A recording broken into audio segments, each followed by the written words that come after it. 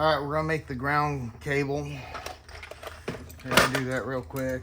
I've been putting in a lot of hours on this thing trying to get it done. I still got a ways to go, but it's getting there. Like anything, it's just one small issue after another.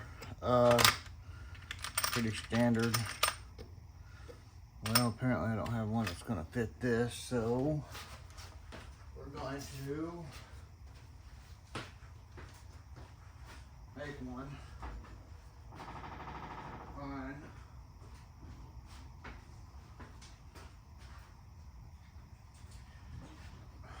Apparently the company that did this wiring before me out of Texas, they did the first build and not impressed.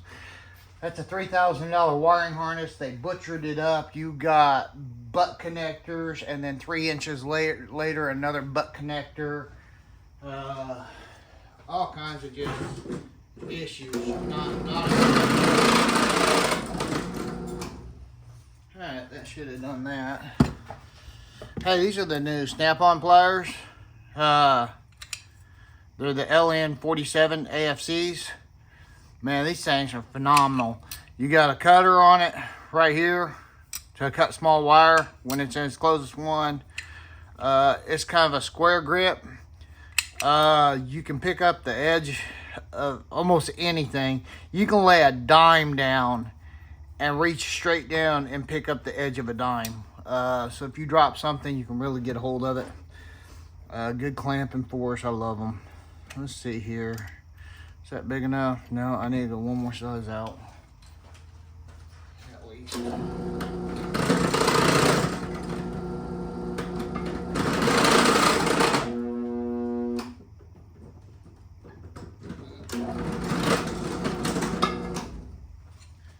That should be big enough. Okay. Yep, that's good. I just took a razor blade and went just a little ways back on this. It's a ground wire, so I'm not gonna wrap it with shrink wrap like I normally would. And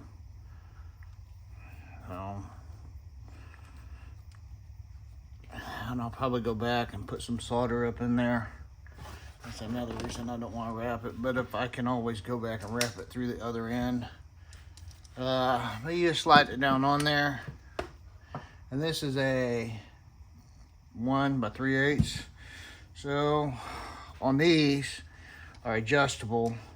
So I can just spin it right here. There's 2, there's the 1. There's the 1. And they're both locked in, lined up. Take a fitting. Move some of this stuff out of my way. And we'll go over a couple things I've done on the car. Set it down inside there. Make sure you keep it forced in. And then you just squeeze them together.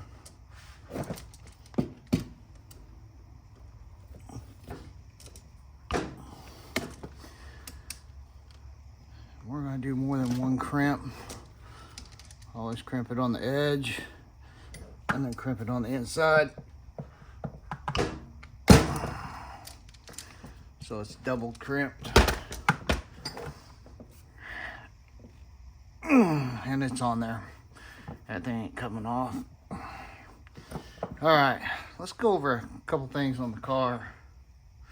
And I'll show you some of the stuff I'm talking about.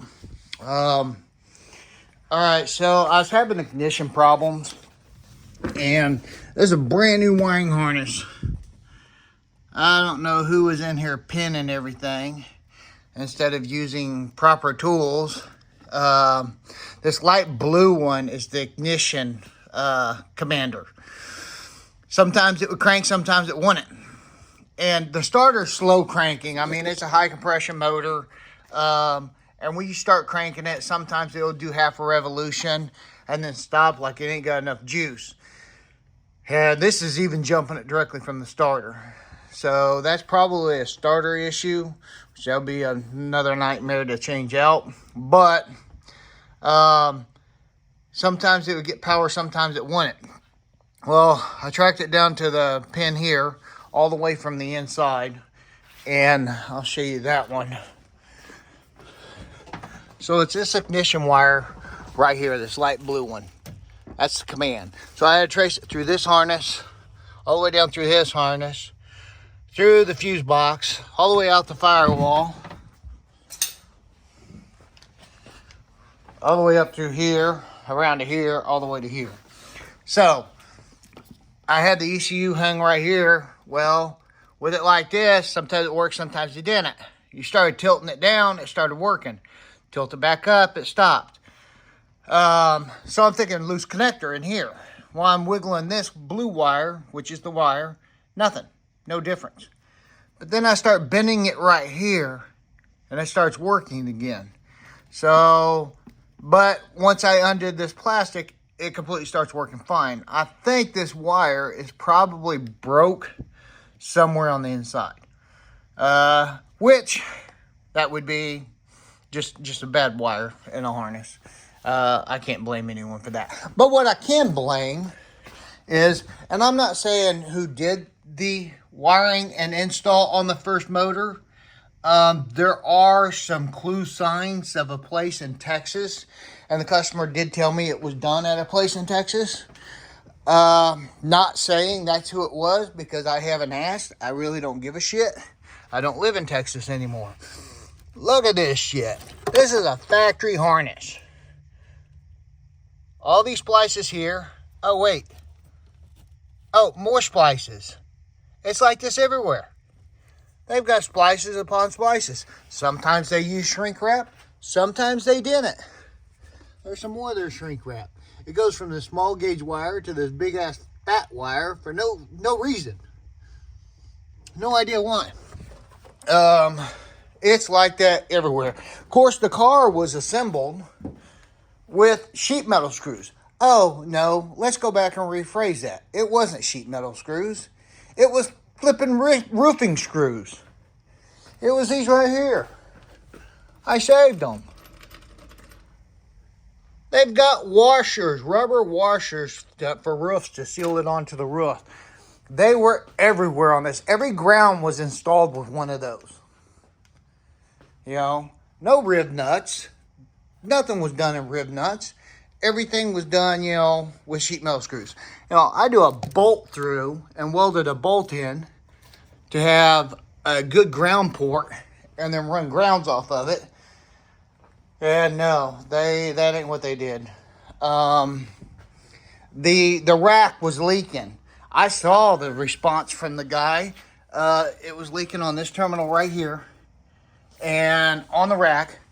And the guy told my customer in a text and email that he could not figure out why it was leaking, has no idea why it was leaking, and that there's no possible way that he did that. This is the fitting. This stripped out fitting is the fitting that was shoved in there. Oh, but wait, that isn't even a rack fitting.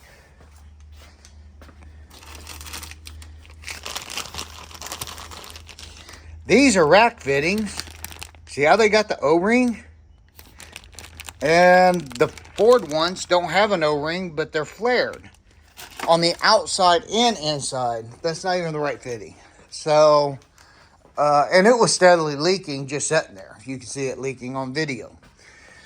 So, this poor cat's had a hard run on shitty wiring. And, you know, we took it to the paint shop and they painted it and we get it back. The wiper motors, all they painted was under the hood. The wiper motor's completely disconnected now. This wire is butchered up. They ripped all the headlight wiring out, threw it in the floorboard. Well, it wasn't even his wiring harness he got back.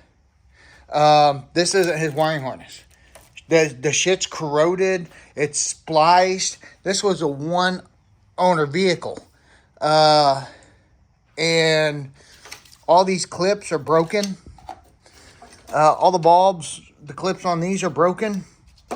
You know, everything's just smashed up. You You know, you had wire looms added into this. His had no wire looms. So yeah, this isn't even his harness. And then that guy got all pissy when we confront him about it. He's like, oh, I got a bunch of these Mustangs out there. Why would I take your harness? I don't know, because it was mint condition. I have no idea, but this ain't the harness that came on it. And I know it's not because on the headlights, you got, or it wasn't the headlights, it was the fog lights. Okay. When I went to hook up this harness to it, out of here were pins sticking out. I think it was actually on the other lights that's on it. But the pins, the male pins were sticking out of this terminal. But yet, this one had its male pin still in it. And it's like, so it can't be the same wiring harness. Because when I went to unplug it, on one of the driving lights, the male pin stuck to it and it ripped out. And I was going to have to redo that. It was these pins right here. Those pins were still stuck in the light sticking out. But yet they're here in this wiring harness. How can that be? You know, I'm the only one that's ever worked on the car. So, and I don't know why they ripped out the wiring harness to begin with. They weren't told to. And then they said that they didn't know how it went, so they couldn't put it back in. Of course, the rubber boots that go inside here, they're in the floorboard. They didn't put them back in. It's just crap. The air conditioning, yeah, I'm going to have to replace that now. They didn't plug it. They didn't do anything with it. They disconnected it and just sprayed it. So I guess that's my vent on that stuff. If you're going to do something for a customer, do it right. If you're going to do it for yourself, do it right. There's no point in half-assing anything. If it's worth doing, it's worth doing right. You know, I can understand once a blue moon, you're like, okay, well, I've got to do this. I'm going to go back and change it. If it's your personal thing, but I don't even do that. If I'm going to take the time and do it, I don't want it to break down on me because more than likely I'm going to forget about it and you're not going to go back and do it. So, but that's just my vent. Anyhow, the brake line, this right here is done. We're going to try today to get the battery box installed. The battery cables ran. I've already got the main battery cable ran back here, the positive. All this put back together. Battery box installed. Back seat put back together. If I could get that done and then get all this dash put back together, I can be back to where I was before all this wiring started and start working on the console again. The ball joint's supposed to be in today, so I'll be able to get this back together, go ahead and throw the front tires back on it, get the shift cable hooked up, and I can set it back down on the ground. And I might throw some gas in it and start it today or tomorrow. But I'll keep you posted.